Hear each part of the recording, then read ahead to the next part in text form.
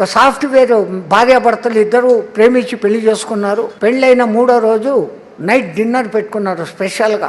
వాళ్ళు తింటున్న సమయానికి దీనంగా ఒక గొంతు వినపడింది. గతి లేని పరిస్థితుల్లో అడుక్కుంటున్నాను, చాలా ఆకలిగా ఉంది, కొంచెం అన్నం పెట్టండి అని. వెంటనే ఆమె అన్ని సర్దుతోంది ప్లేట్లో ఆయనకి ఇచ్చేదానికి. ఈ మొగుడు అన్నాడు, నీకు బుద్ధి ఉందా లేదా, ఆయన చూడు ఎట్లుండాడో, బలంగా ఎత్తుగా ఉన్నాడు, ప్యాంటు షర్టు నీట్ గా వేసుకొని ఉన్నాడు, ఈ అడుక్కోవడం ఒక పెద్ద ఫ్యాషన్ అయింది, పని చేస్తావరు, ఆడికి ఎందుకు పెట్టేది, ఆడ పెట్టే అన్నాడు. అయ్యో ఆకలి అన్నాడండి, వాడు ఎవడైనా కావచ్చులే, ముందు పెడతాం, అది ఫ్రిడ్జ్ లో పెట్టి రేపటికి తింటాం. ఈ దిక్కుమాల ఫ్రిడ్జ్లు రాబట్టే మనకు సగల రోగాలు. వండింది 3 గంటల లోపల తినడం లేదు కాబట్టే మనకు రోగాలు వస్తుండే. దాచిపెట్టి ఫ్రిడ్జుల్లో తింటాడు. సరే అనింది, ఆమె పెట్టేసింది కానీ ఆ మనసు ఉండడం లే. వాళ్ళిద్దరి మధ్య మాట పెరిగింది. దానం ధర్మం చేయకపోతే మనం సంపాదించే లక్షలు దేనికి, నీకు 1,50,000 నాకు 1,50,000, ఒక్కడికి అన్నం పెట్టలేని ఈ డబ్బు ఎందుకయా అని ఈమె.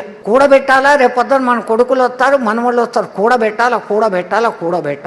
పెడతావు ఏ పొద్దో రోజు ఇక్కడనే వదిలిపెట్టి పోతావు. ఆ సంగతి తెల్లేవాడికి. ఈ మాట పెరిగిపోయింది. పొద్దున్నే లేచాక ఇద్దరు విడాకులు తీసుకున్నారు. చిలికి గానివాన అంటారే, ఏమీ లేదు విషయం, విడాకులు తీసుకున్నారు. ఇది ఒక పెద్ద ఫ్యాషన్ అయిపోయింది. ఈ మధ్య పెద్దానికి విడాకులు. మన సనాతన సంస్కృతిలో విడాకుల వ్యవస్థ లేనే లేదు. జీవితాంతం కలిసి ఉండాలని చెప్తారు, అది జరగడం లేదు. సరే ఏమో వెళ్ళిపోయింది వేరే కంపెనీకి, ఆ ఊర్లో ఉండలేక వేరే ఊరికి వెళ్ళిపోయింది.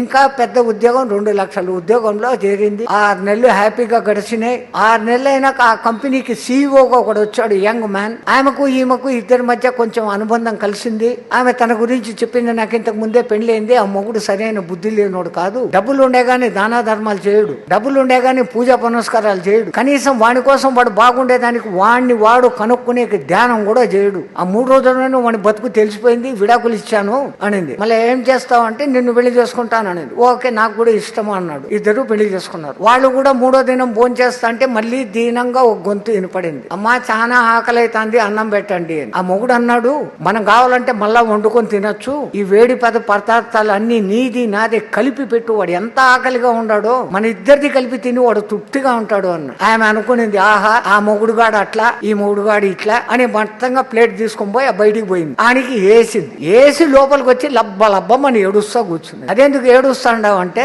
ఆ వచ్చిన బిచ్చగాడు ఎవడో కాదు, నా పాత మొగుడు అని. ఈయన అన్నాడు, సృష్టి చాలా విచిత్రంగా ఉంటది, విధి మామూలుగా ఉండదు, అసలు నేనెవరో, నువ్వు అసలు ఏ పొద్దున్నా నా బ్యాక్గ్రౌండ్ ఏందో అడిగావా, నేనెవరో తెలుసా అన్నాడు. అవును మర్చిపోయాను, ఇప్పుడు చెప్పు ఎవరు నువ్వు అన్నాడు. ఆ పొద్దు మీ ఇంటికి బిచ్చానికి వచ్చిన బిచ్చగాడిని నేను అన్నాడు.